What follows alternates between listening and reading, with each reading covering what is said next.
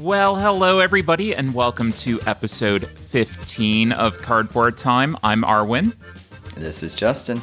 And Justin, we actually got the opportunity to play in person for the first time in forever with each other. Yeah, no kidding. Which was awesome. For extra reasons, too, because I got the honor of breaking in your new wormwood table. Yes, and I will say that the wormwood table is quite wonderful. The upstairs, it seems like I can get better pictures from downstairs because of the lighting. Oh, you absolutely have normal lighting upstairs. The basement is not the place for photos. Basement is like really weird when it comes to taking pictures and that of board games. So you could fix that, but you need better lighting. I do. That would require effort and work. So we'll see. It might happen, but I was very impressed with the wormwood table. It was very comfortable to play at. The chairs that we got for it were also very comfortable, so that was good. It was a great experience. Oh, it's a cool table. Lots of little neat details on it, how it goes together. Never seen a table like it. Well worth the money, I would say. Well, today's beer of the day, and we actually have a little bit of a theme today, if I really think about it. We are kind of doing a show about sweets and honey themed games, which is something new. And because it wasn't on purpose. No, it wasn't. Because we're doing a show that especially revolves around honey, I thought that I'd get a honey brown lager out by the old Genesee. Honey Brown. Oh, yeah, Honey Brown. Honey Brown. By Genesee, which is a brewery in Rochester, New York. And it's actually Dundee Brewing, but it's really Genesee.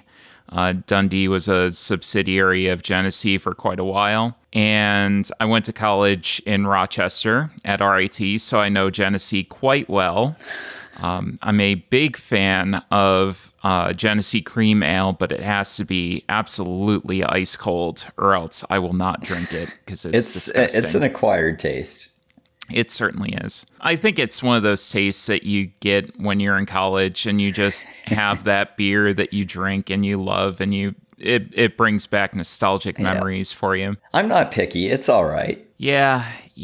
This was the first time that I had had honey browning in quite some time, and it was actually the first time that I had logged it in on Untappd, which really surprised me because I've had quite a few of them in my time, but nothing apparently since 2013 when I signed up for Untappd. Oh my. So that's some time ago. Yeah, that's quite some time ago. I gave it a 3.25. I thought it was pretty decent. It's an okay average beer, so just slightly above average, and it's sweeter than I remember it, but that would make sense because it's honey brown.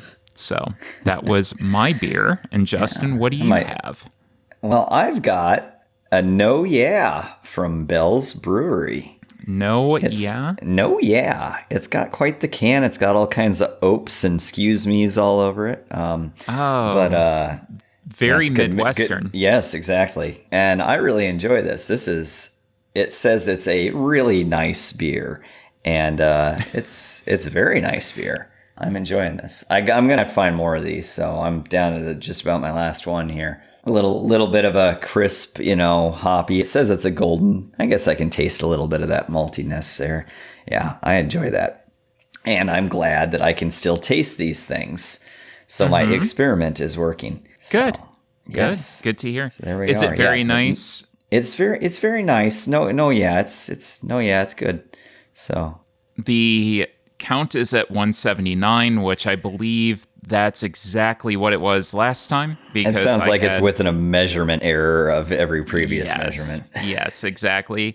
2 new additions being Destroyer of Words, which we're actually going to hear the reason that I bought that game at the end of the show, because I bought it after we recorded that segment. And then Die of the Dead actually came in on Kickstarter, and you had to go, but I really wanted to play that. Yeah, I wish I had more time, and I guess we couldn't cram it in on the Honey Day. Honey Day, anyway, yeah. We'd have to save the discussion for later. So hopefully I can come over soon, and we can continue in-person gaming. I'm hoping so.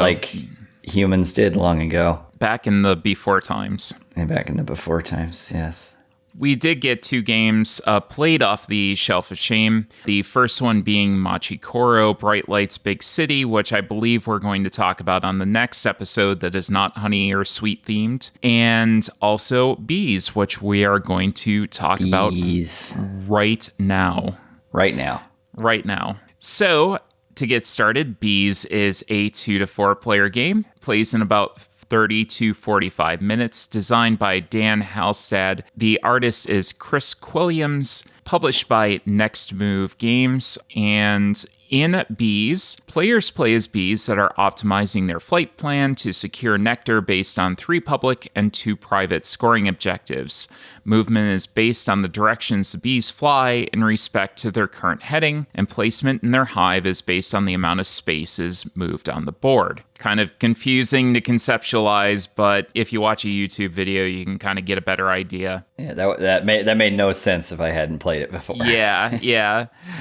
Players will score points based on colors and patterns of nectar acquired, and the game ends when one player acquires 12 nectar, and the player with the most points at the end of the game wins. So basically, you're flying around the board, collecting this nectar, and placing them in patterns on your personal player board. So, Justin, what did you think about Beez? So I'm kind of browsing my notes, and I feel like I'm being overly critical. So maybe I can throw in some nice things to say, because it was a very beautiful game, and I had fun playing it, and I would play it again. Nitpick number 1, which is especially nitpicky, is the insert. We love inserts, right? The insert was overdone. It's got all these trays to put all these wooden, not cubes, cylinders, they're cylinders. Wooden pegs back in. Yeah. And it's like, no, this would have been easier in a bag. You know, it's just like they tried, but tried too hard. I will say I did like the fact that there was an insert. You know, off the bat, I'm thinking back to the old Fantasy Flight days. I'm, one of those girls that thinks constantly back to that time of just, hey, I'm glad that I have something. So maybe I'm not critical enough about it. But I will say that this does separate those cylinders into colors a lot easier. So when you need to go get them, it's kind of easier to see. Not by much, but not by much. It does help a little bit. It's super nitpicky, but it bothered me. Plus, you want to get real nitpicky. There's 4 of each color peg or something like that, multiples of 4, and each slot holds 5. Yes, that did bother me. Bother me. Yeah, anyway.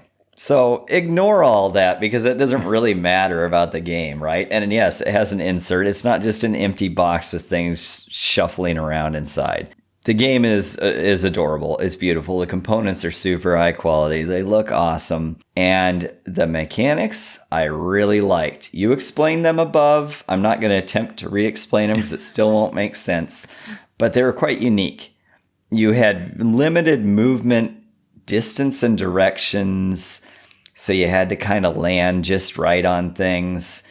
There was a lot of potential to kind of get in the way of other bees and stuff, and maybe it happened to a small degree, but I guess my problem was it was over too quick. And by the time I started seeing us having to fight maybe for the last really good nectar that we wanted, it's like, whoops, it's over. And maybe that was intentional because they thought that maybe people didn't like that scrounging part, but I thought that's when it was going to really start getting exciting, and then it's just, whoop, it's done. Sorry. I mean, I see no reason we couldn't try to play it farther. I don't think it would break the game, but the way it was, built and the rules, I was just kind of disappointed. I'm like, hold on, we can keep going a little bit more, So. Maybe squeeze another turn or something out of it. Yeah. So that was, I don't know. I think it seems like, again, I'm always complaining about something. Oh, this one was over too fast, but it wasn't tight enough, right? We weren't fighting for the resources quite as much as I thought we would be. There was a little bit of interaction, and there's potential for more, and it could have gotten a little juicy, but it just ended. The scoring conditions were neat, that there's some variety, like you just kind of mix them up and get different kinds each round, and then you have your own secret ones as well. But when I looked at the assortment of them, you could see that they're all kind of formulaic. It's like, 2 points for however many of this color, 2 points for however many of the other color. Make this pattern, make that pattern. I didn't see the replay in it as much as some games that have mixed scoring conditions, you know what I mean? Because they were kind of formulaic. I don't know what I would make different to make it more unique and exciting, but I just kind of thought, well, this is kind of the same. And then there were a few of those that we needed some clarification on the scoring that we couldn't find, and we just kind of made a rule. Yeah, it was more of a house rule than anything. Yeah, and I think we were accurate, but we weren't sure. So that was missing. And then one last thing, big nectar and little nectar. And I think that they're different just so you can tell where you place them properly and set up. But it didn't matter for the in-game scoring. I was kind of disappointed because for no good reason other than, hey, I have these different components. There should be something different about how they work or something, and it wasn't there. Maybe an expansion. I don't know. So after all that complaining, I love the game. I would play it again. I can't think of what it would compete with, really. It's just a good little strategy puzzle with some player interaction, and it's pretty quick too, especially to get used to it. You play it more than once. First time's a little, just because you've never seen these mechanics before, it takes a little getting used to, but they are simple and straightforward. So yeah, love the game. Can't explain exactly why. I had fun, but I'm just going to nitpick. On to you. I'm done so whining. I'm gonna stop your whining right there. A couple points I do want to address. The public and private scoring conditions, I always love to see that, especially the mix, because you know some of the things that your opponents are going to be going for, but there's always that kind of either a backup plan or a complementary strategy to what you're doing that you can get in a secret objective. So I always like those kind of games. They resonate pretty well with me. That said, I can see the potential for some players to maybe have combos that kind of fit a little bit better together with the public objectives, so you're almost kind of scoring double, that kind of coincide with your personal objectives, where another player might not get those. So to unnitpick that, I would say that if you got those combos and you could execute them flawlessly, I would say then you deserve to win, because it wouldn't be easy to double up on those things. That wasn't that, they weren't that generous, I guess. So there you go. When you bring that up, I'm like, yeah, I see that, but I'm also thinking if somebody could really execute on that, because I tried on one and I failed.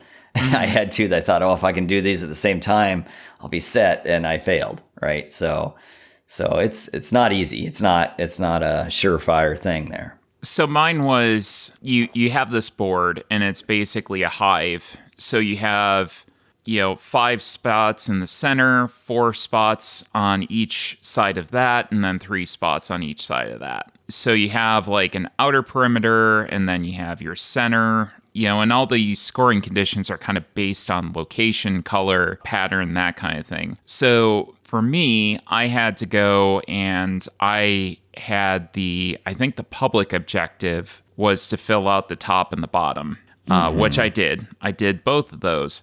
But I had a private objective that I also went around the perimeter. Well, if I fill out those 6 spaces, 6 of the 8 that I need to fill out are already done. Well, that's true. Yeah, yours were easier than mine to synergize, I guess. So for me, I could execute that a little bit easier than what you might have to. Again, it's small, but it is something that I could see happening. Well, you did railroad the both of us too, so maybe there's something to that. So. I dominated this game. Yeah. That said, again, nitpick, time out. I love the component quality of this game. Like Justin said, I think the bees are super cute. They're little bee sculpts, and then they sit on top of a little base, and that base has numbers that are printed on that for gameplay purposes. I think if you really want to know more about this game, really go and look up a picture of it and maybe look up a video of it and just see online kind of how the mechanics play out, because they're very interesting and very unique. It is Beez, Beez. Z. with a Z, or a Z as the Canadians say. It was super easy to teach when you have it laying out. All your components are laying out. Everything's out there in front of you. The majority of the game was pretty simple to teach, with the exception being the flying mechanic. There are very few rules. The mechanic is weird. Once you see it, it makes sense. Yes. Yep. It's a very visual mechanic. So it's basically turning and then moving a certain amount of spaces based on the direction that you're moving. It's a visual mechanic, not one you can describe yes. in this podcast. Yes. Watch a video. I wish I could go watch a video. Watch a video.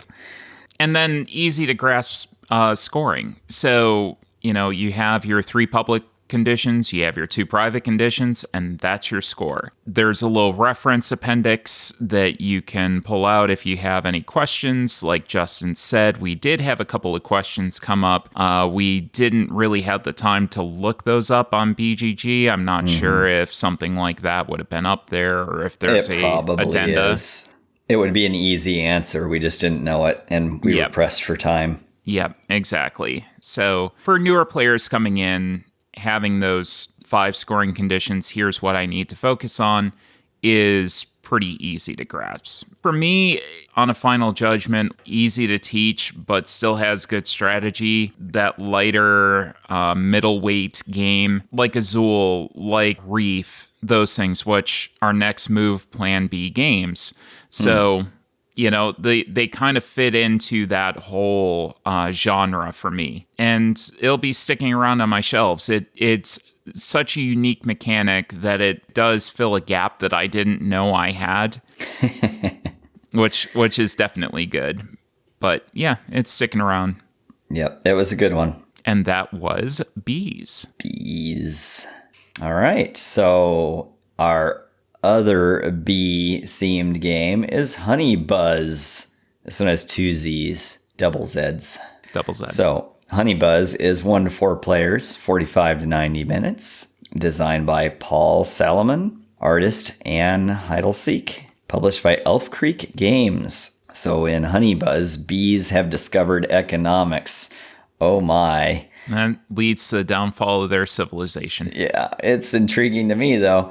And are looking to sell honey to the woodland creatures. Honey Buzz is a worker bee placement game where players expand a personal beehive by drafting honeycomb tiles that grant actions triggered whenever a hexagon is formed. Actions range from acquiring more workers to foraging nectar, pollen, selling honey at the bear market, fulfilling orders.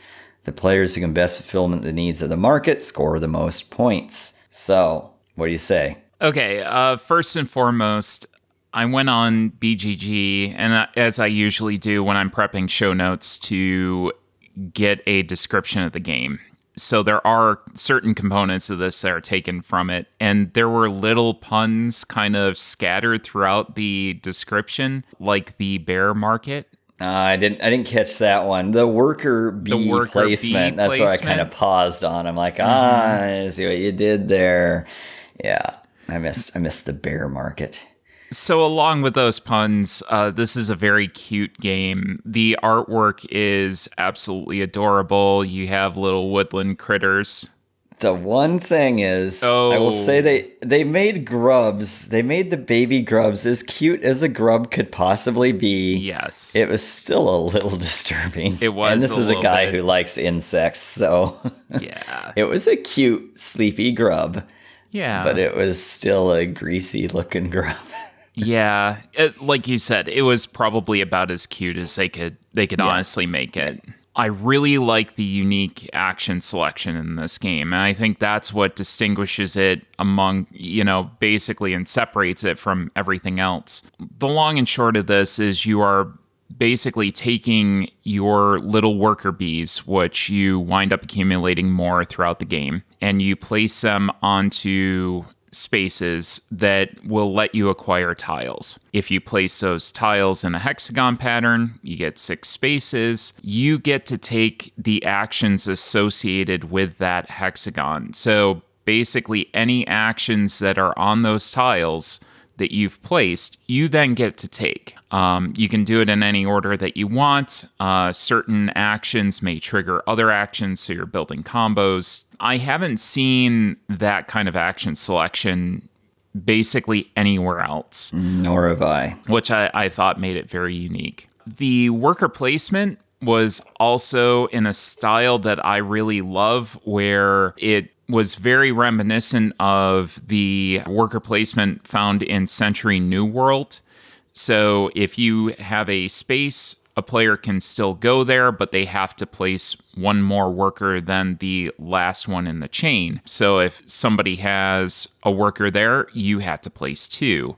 If somebody has 2 workers there, you have to place 3, and so on. That I really like, because it gives you the opportunity that you can go to a space and it's not completely blocked off, but it will cost you. So you have to make those decisions. I really enjoyed the solo mode of this. I'm almost thinking that I enjoyed the solo mode more than the multiplayer. Oh, that's interesting. It's a really interesting puzzle because you get these cards that you have to work within. They're basically victory point conditions that you have to fulfill. And if you don't fulfill a certain point value out of those victory conditions, you automatically lose, no matter how well you think you did. Basically, the queen's saying, hey, I want you to do these things. If you don't do them, then I don't care how much money you brought in, you still lost. So I really, really enjoyed that. I would have to see that. Yeah, it was good. It was very enjoyable. So I'm almost thinking I like this a little bit better solo, and I might be alone on this. That's weird, but yeah.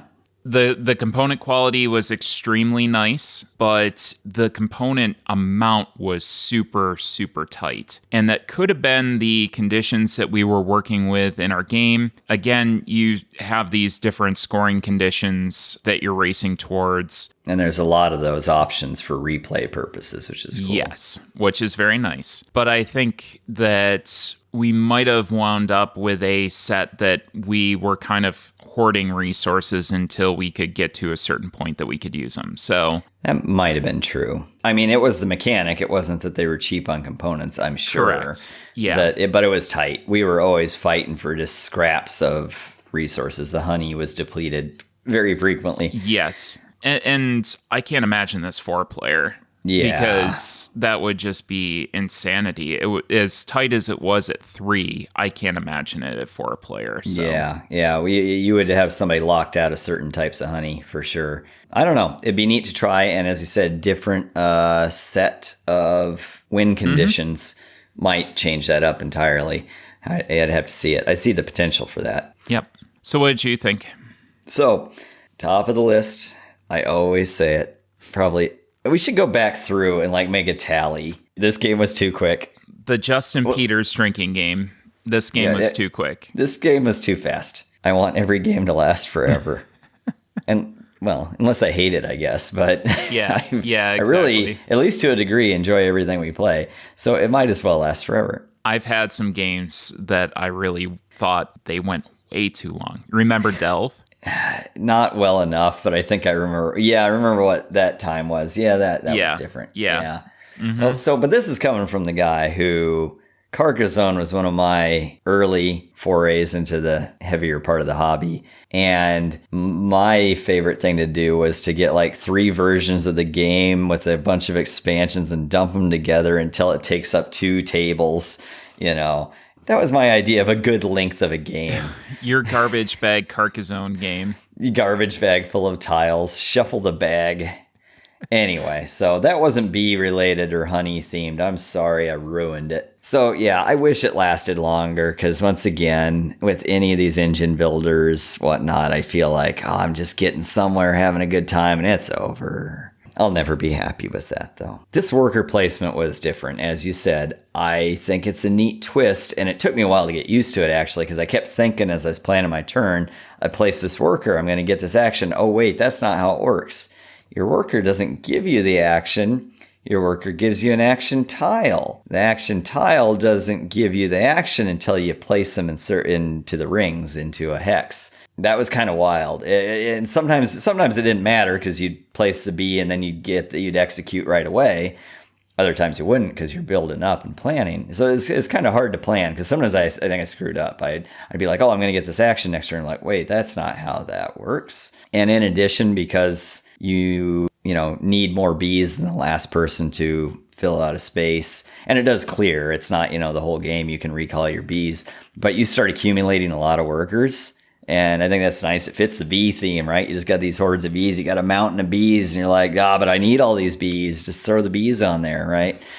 So I think that was fun. The thing that really got me is, and this I think is a legitimate complaint to me, is the highs and lows. Because the bee just gives you the tile. The worker just gives you the tile, right? And then you place the tile. And if the tile doesn't complete a circle or a hex, that's the end of your turn.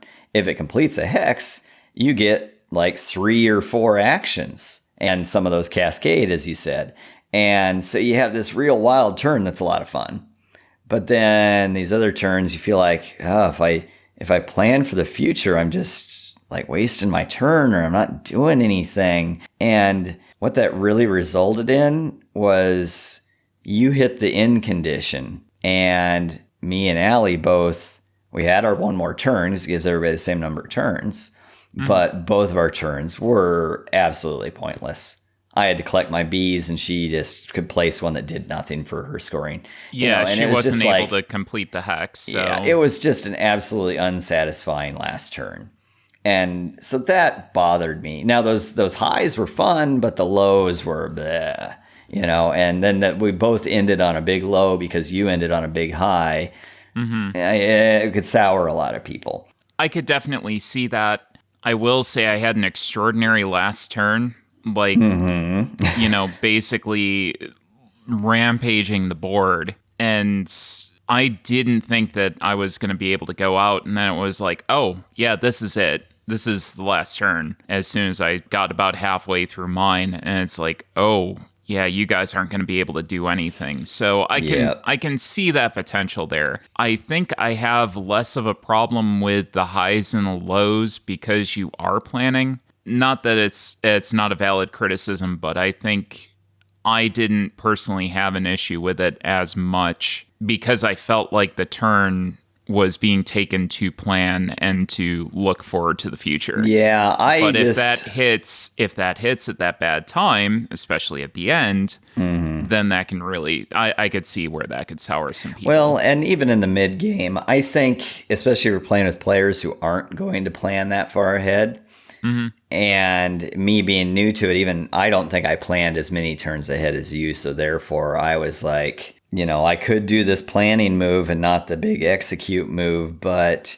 I don't know what you're going to do, but if someone's not even going to plan ahead, they're just going to do an action and they're going to have a lot of bad turns and a few good turns and they'll probably be like, bleh, just my take on it. In addition, love the theme. It's adorable. The artwork is so beautiful.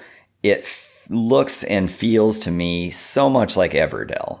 Cute little characters. It's worker placement. I think if I had to choose, I'd play Everdell. But maybe that's just my preference, and it's been a while since I played Everdell. But I don't remember having many negatives about Everdell. So it just was that much better. Now, that said, Everdell is maybe a little more straightforward of a worker placement, at least mechanic-wise. And this one did put worker placement a bit on its head, I think.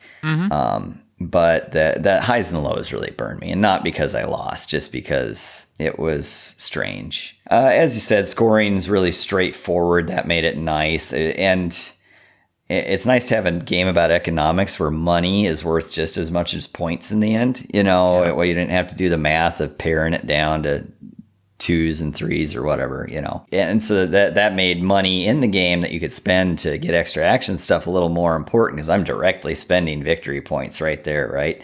So that was cool. And again, the variety of those special Queen's missions, right, I think adds a lot of replay. Those did have, compared to Beez before, those did seem to have a lot more uniqueness. Be the first to do this, do the least of this or the most of that. There was a lot going on. That could really change the economics of the whole game, I think. I think also there might have been a pretty heavy first player advantage. Maybe it was just our game, but I mean, I think you got a head start being the first player. We always let you go first because you know how to play it, so we can learn. It's the example turn. Yeah, exactly. So I'm not upset about that. It's also this is a heavier game. It's going to favor your players who sit and calculate a lot, which can sometimes be a turnoff to some people. I don't know if that's a good or bad thing. It depends on your group. You know, if you like weighty games where everybody's playing serious, great. If you don't and you got some lighter players in there, they're going to get burned. This is my take on it. You know, I don't think that should be fixed necessarily. It's just that's how this game is. And if I recall, I think Everdell's a little more forgiving on that too, a little more open to a wider audience. So therefore, again, I think that's my preference. And I'll say, going back to that comparison, the worker placement, I think, is just that much more straightforward. In Everdell, you place this, you get this. You place here, you take that action. As opposed to this, where you're building up a separate tableau and then taking these different actions. It does add a layer of complexity there that a lot of people are going to be like, okay, well, I know worker placement, but why am I not being able to take the action that I'm placing this worker bee on? I think that does add a lot of complexity. I knew the rules, but I kept fooling myself on it because I knew worker placement, but I didn't know this one. And so that was cool. It's cool that they did something different. I like it. Overall, I mean, beautiful game. I had fun playing it. I would still play it again.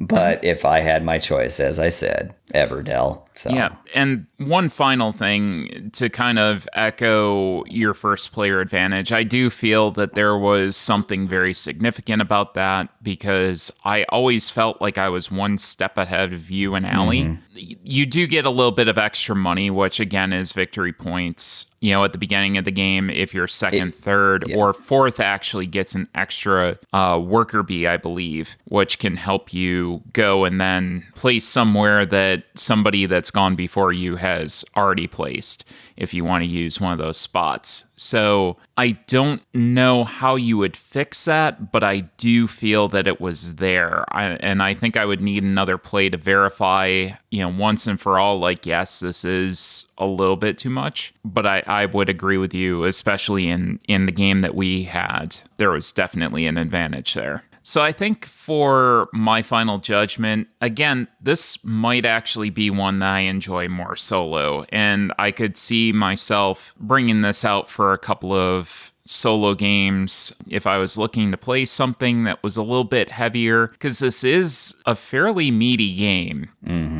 And there is a very good puzzle to it, especially when you're playing solo, trying to fulfill all these conditions and get that minimum point value that you're going to avoid losing, and then trying to churn as many points out as you possibly can given that constraint. I'll give you an example. One of the constraints that I had during my solo play was the number of bees I had. I got more points if I had fewer bees at the end of the game, fewer of the worker bees. So that limited my worker placement options. I had to take back those bees more often than I would just going through and churning out a bunch of worker bees. So I found that very interesting. Yeah, because you needed those points. So I'll give them credit. I think that they did a great job with that. I would like to play this a couple of more times with a couple of different groups to see, you know, just verify a couple of different things about it. But it's going to be sticking around for a while, even if it is just for the solo play. I think it's good enough and it's unique enough that it's going to hang out on the shelf. Yeah, I'd play it again. So this being our first themed podcast, what do you think? Bees or honey buzz? You know, it's really tough to kind of compare them. And that was kind of one of the things I was hoping to do with like a themed show. Like, okay, here's a victor and I'm going to go and play this over that. But if you gotta buy a bee game, which is the bee game to buy? Which bee game will you choose? They're definitely two separate games. If you're looking for something that is kind of, you know, that lighter weight game that's still going to have some strategy to it, I would say go for more of Beez. And then Honey Buzz, you've got the economics, you've got more of a middleweight game. You have that worker placement with that very unique action selection. It definitely does something different, but I'm not exactly sure if it does things differently enough that you necessarily need to run out and buy it. My recommendation would be to take a look at a couple of videos in addition to what we've said, make a judgment for yourself. But I will say that I enjoyed my time with both of them. I'm not chomping at the bit to get rid of either of them right now. They're both beautiful games that you would hate to part with. Yes. Yeah. Yeah. I mean, Honey Buzz is quite gorgeous, and Beez is very cute. Mm-hmm. I could see him sticking around. I think you know my take on it, though. I mean, like I said, I can't compare Beez to anything closely, and it's good, quick, fun, light game. Honey Buzz, though, I just keep comparing it to Everdell. I like Everdell better. That's the one I'm going to go with. So that's my take. Mm-hmm. So I can make a choice, even though they are wildly different games. Mm-hmm. So Beez is my B champion. That's your ultimate B victor. So that was Honey Buzz and Beez. Justin, why don't you tell us about the guests that we have coming up? Sure. So we were lucky enough to get a interview with Matthew Hocker, who I met through the Tabletop Mentorship Program. Arwen, you encouraged me to join this. I thought, no, I don't have time for this kind of thing. But I've got a game I've been trying to make some progress with. My gosh, he was such a helpful, amazing person, and it got me back on track. And I got a lot of work ahead of me, but things are going so well. It looks so good. He is also the author of a game that is out right now on Kickstarter called Bittersweet, and that's our other sweet-themed game. There's no honey and bittersweet, spoiler. No. But so we were lucky enough to interview Matthew. It was a great time. So stick around to listen to what he has to say about game developing and the game community in general, I would say. Stay tuned. Well, welcome back, everyone. I'd like to introduce you to a friend of mine, Matthew Hocker, who I met through the Tabletop Mentorship Program. Arwen convinced me to join that this year to kind of restart the work on my game I've been working on. And I got assigned to Matthew, and he's been a fantastic resource for me. Thank you so much. I appreciate those kind words. I've had a blast hanging with you and working with you and seeing you do the cool things that you do. Yeah, well, you kept me on track, and that's what I needed. You also gave me a lot of good resources and stuff. And so, geez, I'm back on track. I'm playtesting. I'm putting it out there a little bit with sell sheets and whatnot. And yeah, and you didn't even stop me when I said you were my friend. So absolutely. Matthew, I gotta say that is an incredible feat to get Justin on track, because I know his design process. I know how all over the place he gets. So I give you so many kudos for being able to wrangle that in. Yeah, our last call was about the 20 some games that I'm working on. Which is awesome to hear. That's exciting. I resonated with a lot of it because for a long time I was completely off track on all my creative endeavors, and it's hard to put it all together in the ball of activity that it needs to be, as opposed to like a long blanket that stretches for miles of various things that you want to do. You got to condense it somehow, and so I strongly resonated with that experience and trying to corral everything together. Yeah, well, everything you learned sure paid off for me, at least. Shortened my learning curve. I guess I should say for everyone else why you really want to hear about Matthew too is you've just put out a new game on Kickstarter called Bittersweet. Do you want to tell us a little bit about that? I'd love to. Bittersweet is currently a 2 to 4 player game. I say currently because I'm hoping to add a solo mode to it, where players try to snag their favorite chocolates and avoid chocolates they find yucky. It's kind of a lightweight game, and you're sort of pushing your luck, and you're trying to get your favorite chocolates. And it was very much inspired by me reaching into a box of chocolates in real life and pulling out a chocolate and taking a bite out of it, not knowing what it was, and just hating it And I was so disappointed by it because I'm a big baby and I don't like gooey chocolates. And so I was like, I feel like this is a common experience. And so I wanted to make a game based on the feeling of, just eating random chocolates and you're trying to get to your favorites and avoid the ones you find yucky. You just don't know what they are until you grab them up. That's pretty good. And on that note, we like games with disappointment in them too. So I think this is right up our alley. It's not all disappointment though, right? No, but it does have chocolate-covered vegetables, so there is some very clear-cut disappointment for sure. Arwen's not a fan of the vegetables, by and large. No, absolutely not. But I am a fan of solo mode, so I'm very happy to hear that you're going in and working on that for your Kickstarter. It's kind of weird because, I did not know what I wanted the solo mode to be, and I tried all these different things. Eventually, I was like, well, I'm just going to do an Automa, but I was like, in the back of my mind, I was like, that's not going to work. And so I finally tried it, and I was like, oh, this works. I was like, great. I feel like this has been a weird game for me because every time I think, oh, can I do this? And I think, no, I can't do that. And then I try it and I'm like, great, awesome. That worked much better than I thought, which is the opposite experience I have in a lot of games where normally you get like this weird idea in your head and you try it and everything goes wrong. I've had the opposite experience with this where I have an idea and I'm like, the idea won't work. And I keep saying it won't work. And then I finally do it. And it's like, cool, that worked out. Was that just for Bittersweet or do you have that string of luck with that is anything just else? For Bittersweet. It's the only time I've had the string of luck. So you can't count on it in the future then, probably. No. But I think it's because I'm doubting it so much. And I'm just like, I'm festering on it for so long with the doubt that when I finally try it, I've mapped out what it is in my head because I've been thinking so much about why it won't work that when I put it on the table, I have a good idea of how it would work. I don't know. Maybe that's what it is because it started as a 2-player game and I spent 3 months arguing to myself about how it can't be 3 to 4 players. And how I'd have to change a bunch of things. And I just did the thing, and I was like, oh, wow, this isn't as bad as I thought. I was expecting a nightmare. So that worked out. But yeah, that is a very unique experience in game design. And I think it's well aware of that. I think it's good to be very self-doubting and critical sometimes when you're a designer and or artist of any sort. You got to be your own critic. So speaking of the design process, can you kind of step us through a little bit of the design process for Bittersweet? Yeah, absolutely. So I every game's a little bit different, and I want to preface that because I think that it's hard to go, for me at least, to go into a game with the exact same experience as I had with the previous game. In addition, this has been a very unique year compared to other years of game design. So there's 2 things I'll say to that. The first one is that when I did my first game, the one composition before Bittersweet, it took about 3 years of playtesting, development, design, iteration, so on and so forth. When I did this game, it took about a year to go through all the things I did previously.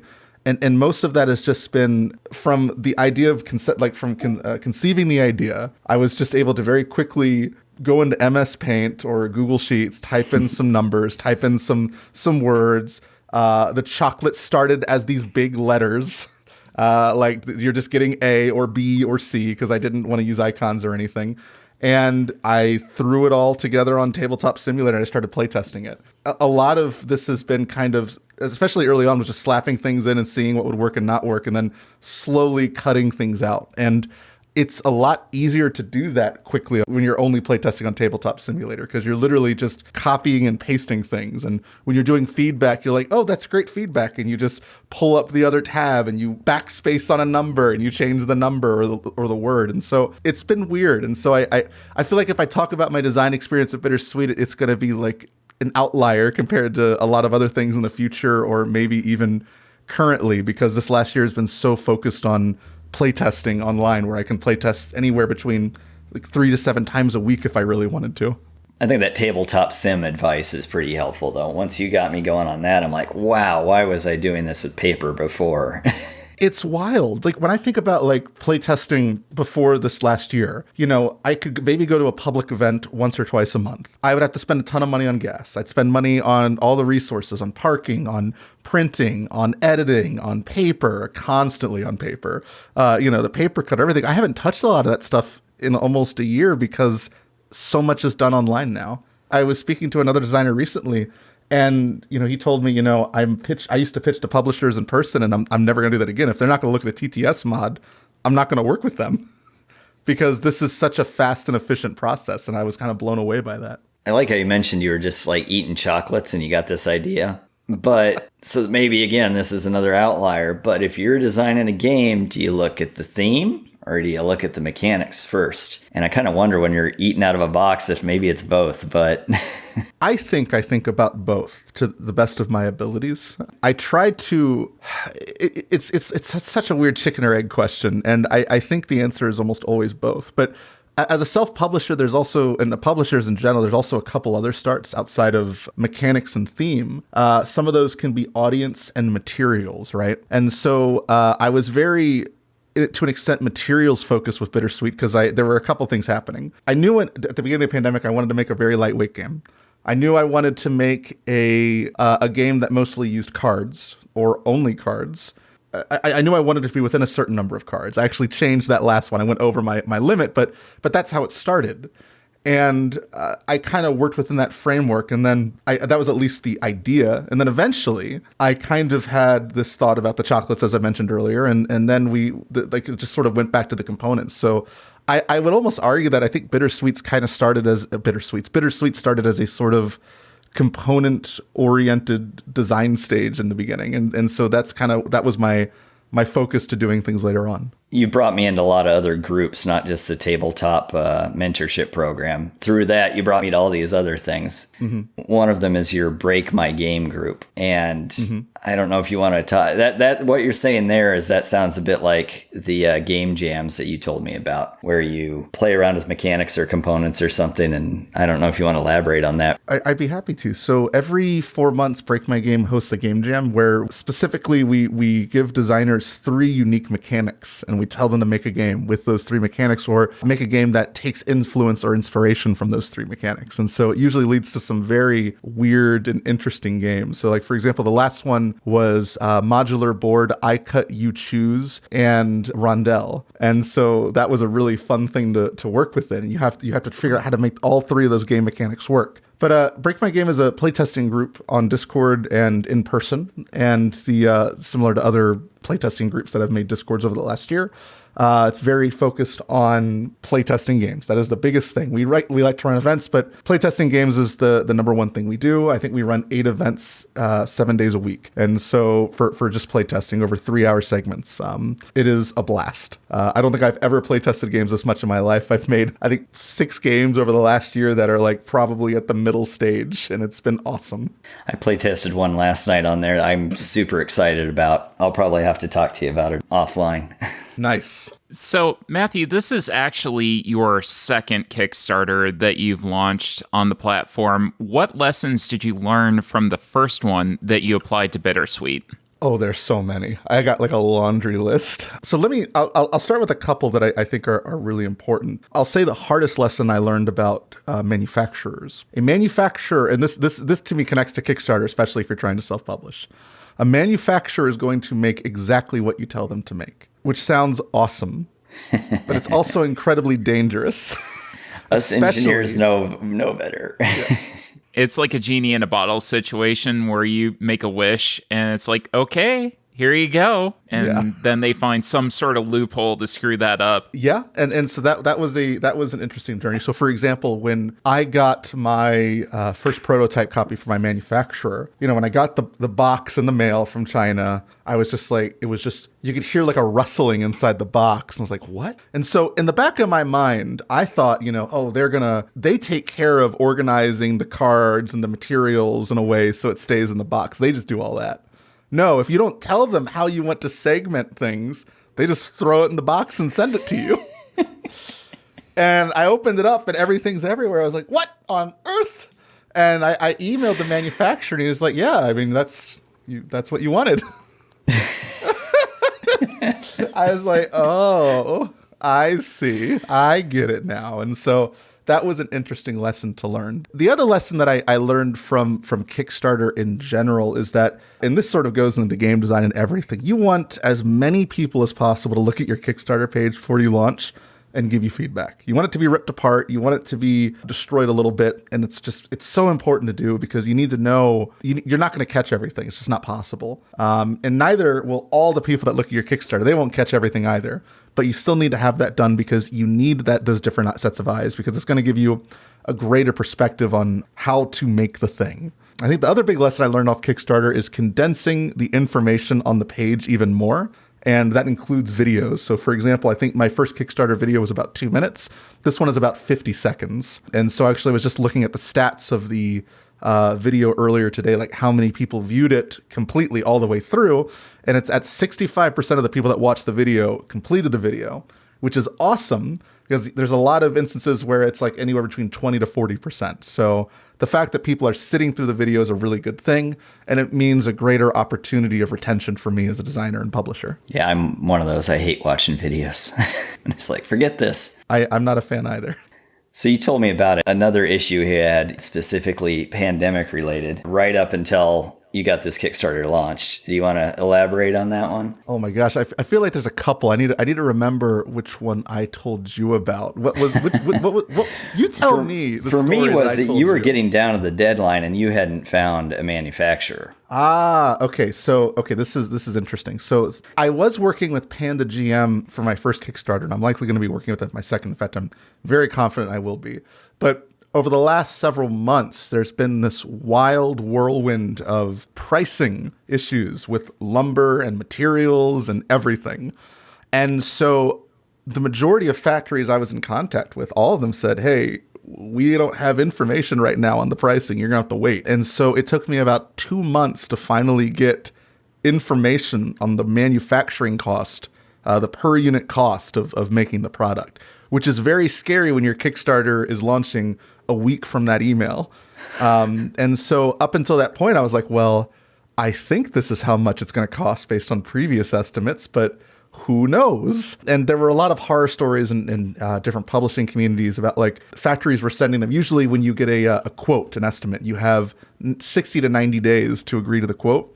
There were publishers getting contacts back saying, I have 7 days to agree to this number, because the pricing is in such a flux right now that nothing is constant in certain instances. So a lot of that was just wild and a lot of waiting, but that was definitely nerve-wracking before Kickstarter, because you want to have accurate numbers because you want to do things correctly in terms of how you price everything out. And Bittersweet's all cards, right? It's mostly cards and then 4 player sheets, which are a little bit bigger. But yeah, it's mostly cards, and so it was interesting waiting on that. I was kind of shocked, but I mean, it's just how it is right now. Manufacturing is in a very weird place, and all of the manufacturer contacts and all of the research that you do going into a Kickstarter and things like that, most of the numbers don't matter, which is weird for me to be. I'm fearful of making sure the numbers are accurate, but the numbers don't matter on Kickstarter, which is a weird way to think about it, but it's true.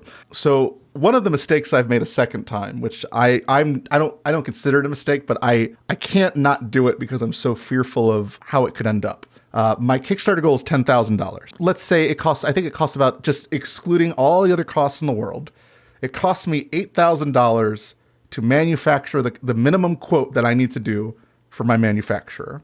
Kickstarter takes out about $1,000 out of $10,000. Usually it takes about 10% of whatever you made on a Kickstarter. Now, where this gets wacky is that making my goal $10,000 on Kickstarter doesn't make sense. I should be making my goal $5,000 or $6,000. And the reason being is that Kickstarter is a hype machine. And so what you'll find a lot of developers will do, they will mark the price, their minimum cost of making the product lower than what it is, because the faster the Kickstarter reaches its goal, the more people want to support it. People are more inclined to support a funded Kickstarter than a not funded Kickstarter. And so it's very interesting dealing with the numbers side and the sales side. And I have a sales background, which is constantly screaming at me. And I try to ignore in this industry because I'm so new to it.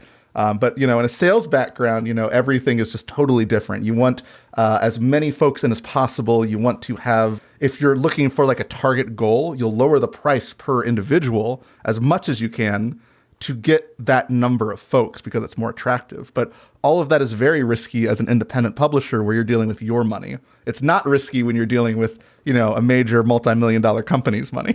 So it's just a different world, and so it's very interesting trying to find the right balance between those two things. And I think that is going to be a struggle area for me forever, and I think it's a struggle area for a lot of folks using Kickstarter as well. So one of the really positive parts of the board gaming community that we've seen are people who actively give back to help up and coming creators. So like you've done with the tabletop mentorship program with Justin. How important do you think that programs like these and people helping others through the design process is to kind of growing the community? It is essential. It is 100% essential. And there's a million reasons for that. I'll list out a couple. I can talk from personal experience. When I first entered this community, I had no idea how to do anything. And I had no assistance from anyone. And I was completely lost. I was a lost lamb, and I was trying to do all these different things. And it was difficult. It was scary. Everything I did, I was like, am I doing the right thing? Am I doing the wrong thing? I don't know. And eventually I came across a local playtesting group called Break My Game, and which is what we were talking about earlier, and they're primarily in the DC area, and that helped me a lot because it helped me contextualize things a little bit more and sort of get a better idea. And talking to people who have been through the experience is just great because it helps you know what to do and not to do. And even if you ignore them completely, you can at least consider what they said and think about it. And when you find out they're right later on, you'll go, okay, that checks out now. I was warned about that. Outside of the personal experience aspect, this is an expensive industry to be a part of. It is a hobby industry. I think it has become much cheaper to design a game now. If you have a computer, you can make a game now when all the tools are present.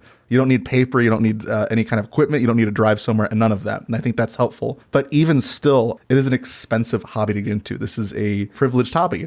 And that is totally cool. That's life. I mean, all hobbies come from just the fact that you have the time, money, and opportunity to experience them. But I think to an extent that goes the same into this. And so I'm a big fan of mitigating those expenses as much as possible by giving folks resources and sharing resources. And that can be play testing each other's games. It can be sharing resources like information or creator tools and so on. All of that stuff helps. And ultimately, when you're giving back to others, you're going to get things out of it. You're going to keep learning. I don't think I've ever been in a situation where I was helping someone with something and I didn't take something from that experience as well. So even if you're an incredibly selfish person, you're like, I only want to look out for number one, you're still going to get a lot out of participating in a community and helping it out and helping people grow. Outside of all that, there's just so much to know and there's so much to do. As a game designer, it's not just designing a game anymore. In many ways, you're content creating, you're building an audience, you're utilizing social skills. You are, in a way, kind of a graphic designer because you have to figure out how to make things readable and achievably readable, which is not easy for me. I have awful handwriting. And my ability to make things aesthetically pleasing or at least legible is okay. But it's 1,000 times better than it was 4 years ago. And that's because I've gone through this journey of trying to figure out and learn how are things normally interpreted, how do people read them, how do they take from them, and so on and so forth. And so all of that just goes back to there's so much you have to learn in this industry, and there's so much you can learn in this industry that it's so essential and important to have folks who have done it and can inform you. Because it just makes us all stronger as a result. We've already mentioned a few of these programs so far, Tabletop Mentorship Program, your Break My Game group on Discord. You got any others that you might list off, especially for people who don't know someone to get them in and just want to cold call a group and say, I need help? That's a really good question. So honestly, Tabletop Mentorship Program, to my mind, is one of the best places to go for that based on what I've seen there. I can tell you that any playtesting group or any design group that you go into, you are going to find that. And if you don't find that, there's 1,000 others. And you can find a group that's nicer. I would preface this that when I first got into game design, I encountered some very gatekeepy folks, and that were just like, no, this will never work. One of the first playtests I went in public, I was showing my word game, and someone said, people that like board games don't like word games. People that like word games don't like board games. No one's going to like this game. No one's going to buy it. And that ended up being demonstrably false. Right. And it was already false then because games like Paperback existed by Tim Fowers and so on. So I would look toward local design communities in your area first. And I would say, because they're everywhere. So for example, in Seattle, there is and I'll pull it up here. There is the Seattle Tabletop Game Design Group, which is mostly really great for Northwest folks. There's Playtest Northwest, which is also for Northwest folks in the States. There's remote playtesting, which is on Discord. Virtual playtesting, which is on Discord. Events like Unpub and Protospiel are nationwide, especially right now as they're online. And I believe Unpub is even worldwide to an extent. I think anyone can set up an Unpub table. So I would definitely look toward conventions that set up design events like those. Even in places like Facebook groups have a lot of great things. I always recommend Board Game Design Lab if you're on Facebook. It's a massive group. It can be very intimidating, but you can ask any question there and you're going to get feedback and discussion and thoughts. So I would just say wherever you look for the communities closest to you. If you can't find those, I would start at Cardboard Edison, which lists off all of the board game communities, and go there. It's a great resource. It's a great tool. And you can use that as your foundation for finding other communities and resources as well. I will say in the Cleveland and Akron area, we have a resource called Ultimate Team Up, which is got some fantastic people in there as well. I know that there's at least 2 or 3 published creators that regularly attend those meetings as well. So. With the kind of objective of helping, new people to the development hobby. Yep. That's awesome. And I find it really interesting to hear your take on some of the early experiences that you had with gatekeeping, because I know when Justin and I went to Origins for our first speed pitching event, we had a couple of companies come through that were super gatekeepy, and they're like, oh, this will never work. And it's like, well, okay, what about it? What don't you like about it? What can we improve? I think those are kind of the exception to the rule, but unfortunately, if that's the first experience that you have, that can turn you off very quickly as well. You made it through, but not everyone might. No, expectations are everything, and that's a lesson we learn in playtesting as well, right? The first few moments someone has with your game can decide its fate to an extent sometimes. Like if you sit down and they sit down and the game just, I don't know, it just yells at them somehow. They're gonna be like, wow, this game is yelling at me. I don't want to participate. And the same thing is, it's the same thing in any situation. I found that a lot of those companies tend to, this is not a justification, but more of what I've observed. The folks that tend to be most gatekeepy that are publishers, they are selling to their very particular audience of folks that have been in here for decades. They are not interested in growing their audience. They're not interested in expanding their audience. They have the same folks that have bought their game for 10, 20, 30, 40 years, and they're not interested in growing audiences. And so when, we look at games like Wingspan, which is demonstratively growing audiences and introducing new folks to gaming. And I think I'm probably going to botch the statistic, but I think there's like a Wingspan Facebook group. And I think that has more women in that group than like any board game group around. I think somewhere like 35 to 40%. I hope I have that right. It is a proof that this industry is growing and booming, and there's so much opportunity to reach out to so many different groups and types of folks that are interested in these things. And if you're cutting people off, if you're telling them, no, we don't want you, this isn't going to work, well, you're cutting off, just, again, looking at this from like a selfish perspective. If I'm a selfish publisher and all I care about is money, you're cutting off the opportunity for so many gains and so much of a new audience. And it's really unfortunate. It's just wrong in my opinion. So, I'm sorry you all experienced that, and I'm sorry any designers experience that. And it's one of the big reasons why I really like participating in these communities, because after I had that experience, I was like, no, if someone comes to me and they say they want to do this, or if they come to me with an idea, I'm going to give them honest feedback, but I am going to support them every step of the way, because that's what I wanted in the beginning. And that's what I think I needed to an extent, and I didn't have, and I had to learn from those things. And if I didn't have that, I can't imagine what all sorts of folks have not been able to have, and how many folks walked away from this because of a bad experience or a rough time or communication that wasn't supportive. I think between the two of us, our bad experiences have been few and far between. Mm-hmm. But you see them and you're like, boy, I hope that's not too widespread. But sometimes you're afraid it is. For folks that are listening who are entering the design world or new to it, I always recommend looking to community leaders and seeing if you have questions or concerns about a community and seeing how they respond. That is almost always a reflection of how the community is. So I just would strongly encourage that. Like if you're not sure about a community or something doesn't seem right to you, find a way to reach out to the leaders. And if they're not receptive to your feedback, that community just might not be for you. It might not be a good community. And there's, like I said, there's 1,000 others. And I've been to a lot of them, and the majority of them are good. So I always recommend reaching out to those folks if something doesn't seem right and trying to see what's going on there. Now, Matthew, a question that we almost always ask any of our guests that are on here. I have to know what else you're playing besides Bittersweet right now. I'm going to be honest with you. It's been tough to bring games to the table. I'm play testing more games than I'm playing games these days. So, I don't know. I'm playing a new game every time I step into the game environment. I will say one game I bought recently, finally, which I've been wanting for a while, is the Abandon All Artichokes game by Emma Larkins. I've had a blast with that game. It is so silly and cute. And there was another game that I picked. I have to look this up because I'm gonna botch the name, but I think it's worth sharing. It was an independent game I backed on Kickstarter a while back, and I've had a lot of fun with it. It is called Usurper, a strategic game of dark factions, and I liked the aesthetic of it a lot, and I liked the grouping element of it. So it's a very satisfying 2-player game. We have a bad habit of turning our hobbies into work. I kind of feel the same way. It's like the only games I get to play are games that Arwen's got lined up for this podcast, and other than that, I'm play testing or working on my game, and that's it.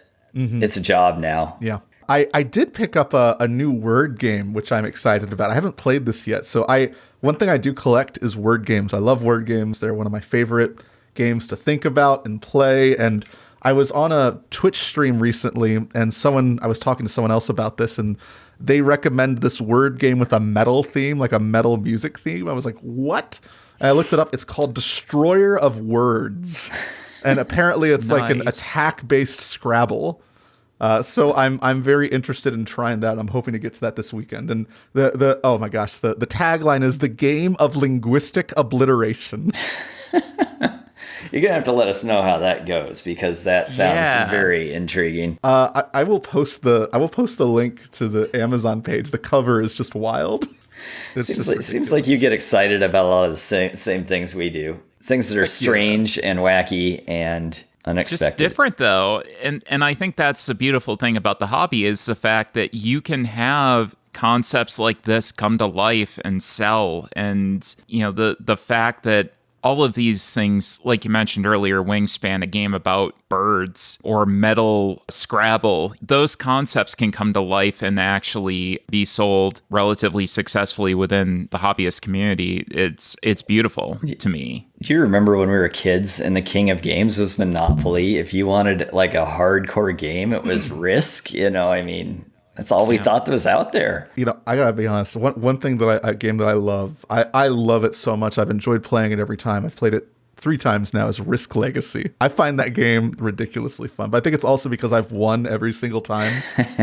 So I just love it. I have that on the shelf, and we're only through 2 rounds over the past 3 years, because it's only when I get back home to see my family. So it is fun, and we played a lot of Risk growing up, so there's that nostalgia there too, and it does make it makes it that much better of a game. It's a legit game. I don't want to spoil anything, but I'll just ask: Have you searched through that box? No. Okay. Okay. That's it. Yep. All right. Well, there's some surprises. That's good. I like surprises. Okay. Heck yeah. Okay.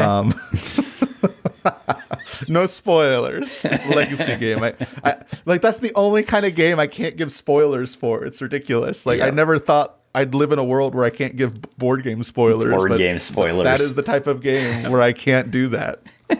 I mean, you spend legacy games are like anywhere between $40 to $60, and you get anywhere between 7 to 10 plays, and then the game is over. And then it's not like a repeating story as in the sense of like Dungeons and Dragons or something like that. So the spoilers are really relevant there. Yeah.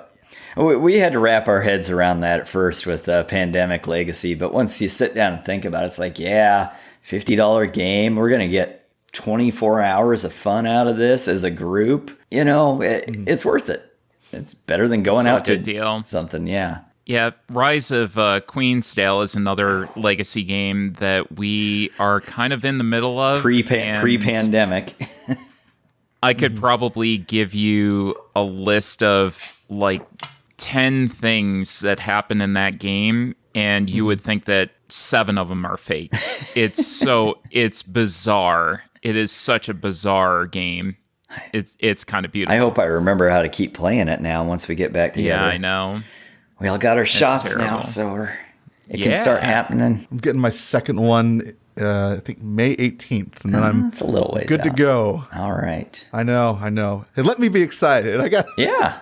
I finally got the first one done. Yeah. It took forever. Where I live, it took so long to make that happen. It was like every time I try to schedule an appointment, I hit the schedule button and then it would go, boop, sorry, no more appointments. I'm like, what? Yeah. We got lucky on a mass vaccination site that the signups was surprisingly easy because everything else was a mess. You were right. You know, in 30 years, when people listen to this podcast, they're going to go, vaccination for what? What was going on? Yeah. This will be a historic event. Are you Team Pfizer or Team Moderna? Team Pfizer, but that because just out of necessity, it's the one that they gave me. So I was like, all right, Yeah. cool. Luck, whatever they give you. Yep. Yeah. Yep. Just stick. Yep. So this is fun. This isn't even board game related anymore. But I was trying not to chuckle at this. But the gentleman across from me, when he was getting a shot, he was like, "So I'm doing arms tonight at the gym. Is this going to impact my workout?" And I was just, he's like, I usually, I'm lifting like 60-pound dumbbells, and I don't want to have an imbalance in my arms. I kid you not. It was amazing. I was like, is this guy trolling? What is happening here? That's quaint. So just a little story for the podcast. I was just going to say, it was kind of funny that you brought up, well, this has nothing to do with board gaming. Apparently you haven't listened to our podcast very much because we spend about 20 minutes before we start talking about board games. Yeah. Nice. Matthew, it's been an absolute pleasure having you on. Some very, very insightful dialogue about the hobby. Everybody make sure to check out Bittersweet on Kickstarter. It's in its final days right now. And Matthew, where can people go to check out your socials? I am on Twitter at twitter.com/Coo, COO, GamesMatt, facebook.com/CooGamesOfficial, and also can, of course, check out my first game composition at Coo.games.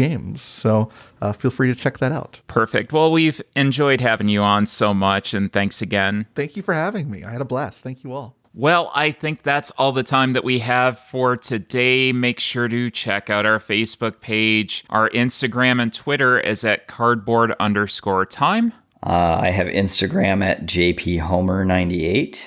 Take a look at our Board Game Geek podcast page. And as always, if you have any questions, suggestions, or ideas for discussion topics, which we do get every once in a while and we love answering, please email cardboardtime@gmail.com. And as always, thanks for listening, and we'll see you again in another 2 weeks for another episode of Cardboard Time.